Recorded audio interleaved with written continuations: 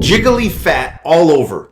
Jiggly, you've seen these people. Jiggly arms, jiggly legs, jiggly belly, jiggly everything. What kind of body type is that? That would be definitely carbohydrate intolerance with insulin resistance. Okay? Just big belly, skinny everywhere else. Skinny arms, skinny legs, just the big belly. What's that body type? Calorie sensitivity. Calorie sensitivity. Yeah. Okay. Solid fat all over. Fat arms, fat legs, fat belly, fat butt. Hard though, not jiggly. What body type is that? Probably a combination of calorie and carb influence. Okay. And then just big butt and big belly. That's probably calorie sensitivity, but with high amounts of cortisol. Oh. Stress hormones. Okay. Cortisol. Yep. Cortisol deposits fat around the midsection. Yeah. Okay. So most people fail their weight loss journey. And this is the last video in the series on how to rewire your brain for lasting results. Most people fail because they don't focus enough on, or they don't think they focus enough on willpower. But first, let's get into, why weight loss is more about a mindset than just diet and exercise. Well, if you've ever tried to do something that you really don't want to do, yeah, including, paint the kitchen, clean out the garage, or lose 40 pounds, you always hear people say, I'm trying to find the motivation to get this going, to get this done. And 9 times out of 10, they never do. And the reason for that is, psychologically, motivation in and of itself does not exist. It is the result of something else. And that something else is desire. If you desire something, to accomplish something, to do something strong enough, motivation will be the result. And so how does routines and habits impact long-term weight management then? Well, depending on how negative the habits were or are, they can sabotage things because human beings like consistency. In fact, all living things like regularity, consistency, and humans are no different. And so it's hard sometimes to give up habits because they're actually, even if they're destructive, they're comforting in a strange sort of way. Yeah. And it takes some effort and desire to do that. And what do you think, what are the psychological barriers that come up for people most of the time? Like fear of missing out, stuff like that? Yeah, somebody's on a weight management program and they're going to go out with their friends to have lunch. And the friends are not on a weight management program, whether they need to be or not, it's another matter. But they're all shoving it down, one course after another, 6 glasses of wine, and you're over there with a small dinner salad and a glass of water with lemon. And after a while, you feel like you're being cheated, like you're being left out. And again, it goes back to desire. First of all, if you're on the right weight management program, you shouldn't be living off of small salads and water. Yeah. That's ridiculous. Second of all, you shouldn't be intimidated by what other people do. Thirdly, you should have your goal in mind, and you should be following our program, which forces you to have anything your friends are eating once a week. So you can just save up for it and have that glorious, rewarding cheat meal. And why do you think people self-sabotage their own weight loss? That's an interesting psychological question. And what we've been able to determine is that the reason why people want to lose weight isn't big enough. It isn't strong enough. I used to, when I was touring, talking about our program, I used to use the example of the lady in the little black dress. And she was going to go to her high school reunion, like 30 years or 25 years, whatever it was. And she still had that little black dress that she wore to the prom. It hung in the closet for years. She couldn't get one arm into it, let alone the rest of her body. And she decided that she was going to diet. She was going to lose weight. She was going to lose weight enough to fit back in. And she's going to fit in that dress, and she's going to show up at that reunion. And knock everybody dead. And so what's the moral? What did she do? Well, she did do it. Oh, she did it. She accomplished it. But as soon as she got home from the reunion, the little black dress went back on the hanger and back in the closet, and she regained all her weight because her reason for doing it was over. So what would you say then is that well, that's not self-sabotage, that's just a psychological trick she played on herself then, right? Well, it is. I mean, she's sabotaging her own permanent results by using something that's so very temporary. Yeah. Oh, okay, I get it. I've achieved it. I've done it. I've accomplished it. It's over. Yeah, I'm done.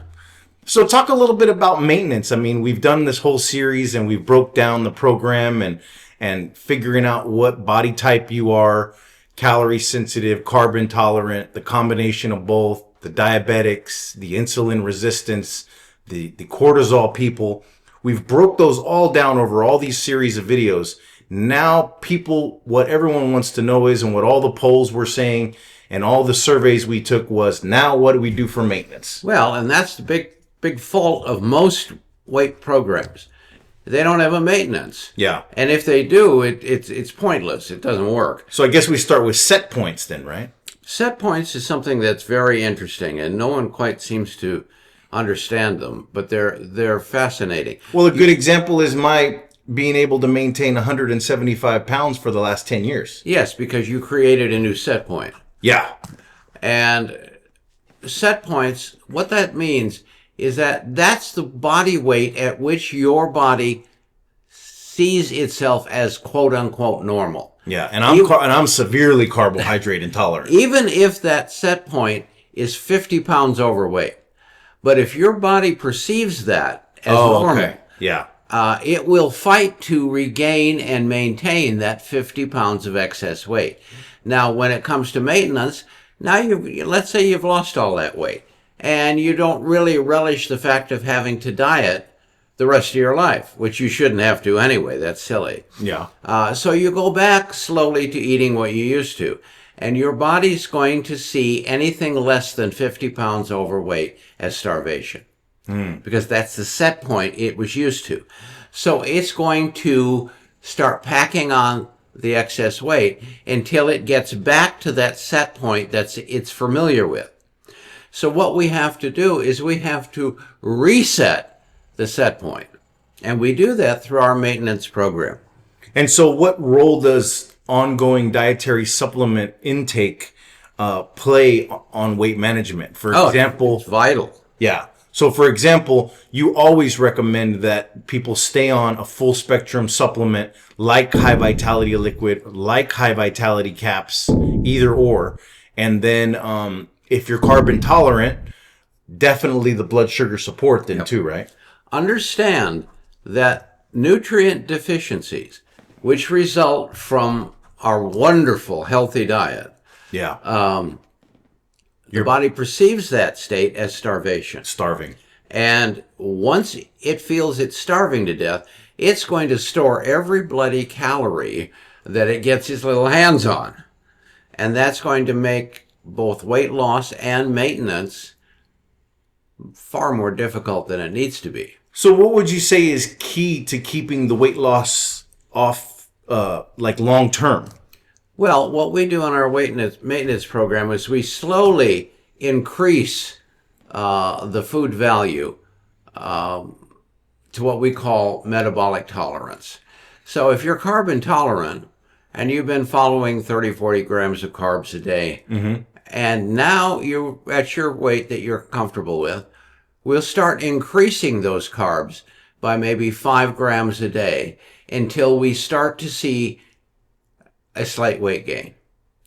Then we back it off a little bit, and that's your tolerance level. Okay. The same with calories. We will start increasing calories until you start to gain weight. And then we'll back it off a little, and we'll stay below that weight gain threshold. Now, what happens is that the longer you're at that level, the more your body begins to adjust to that new set point. Yeah. And what that means in the long run is that eventually you'll be able to consume high amounts of carbohydrates, at least often, high amounts of calories, and you won't get any weight gain response, because what the body has done metabolically is that it's reset that point to where it now accepts the new healthy body weight as normal. And that's the key to keeping it off long term. That's the key to lifetime without dieting. Yeah. And what are the biggest mistakes that you think people make when it goes back to, regaining the weight? Well, the first thing is I've not paying attention to their body. I've achieved my weight loss. Yippee, I don't need a diet anymore. Oh, and yeah. They go right back to the lifestyle that put them there in the first place. And what do they expect? Yeah, and you have to pay attention to your body because everyone's different too. Yes, you have to. Yeah, and that sometimes is the hardest thing. Yeah, and how important there are a lot of people, and I've seen that you've helped people even lose weight that have mobility issues. But for people who can move and who can exercise, how important is that, you think? Is it really that important, or does it factor in at all? Athletes at all levels, including bodybuilders, will tell you that being healthy is 70% diet and 30% exercise. Okay. Now, that doesn't mean that 30% exercise isn't helpful, isn't essential, because you should be exercising not just to burn calories, but you should be exercising for cardiovascular health, mental health, physical muscle growth, because when you pack on more muscle, your metabolism goes up. That's a good thing. And all of these factors that are beneficial only through exercise should not be ignored. Yeah.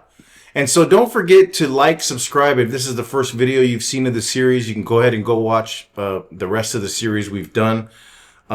This is going to finish it up for the weight loss. We're going to dive into a lot of the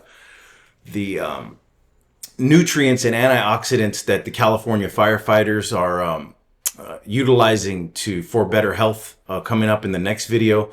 So don't forget to like, subscribe, and keep in mind Dr. Whiting is always available if you want to speak with him. You can call him, you can text him, you can email him, and if there's anything else you want to say for this... you can send me a letter by post, even. You can even send them a letter. And so I can't remember the last time I ever got a letter. And just keep in mind that, every body type is unique, and he's been doing this for over 40 years with success after success after success for all kinds of body types. So whether you get it for help from us or you get it from somewhere else, don't give up, because you can do it. And you just have to figure out the best way, in our opinion, is to figure out your body type and to run with it. Yep. Don't make it harder than it needs to be.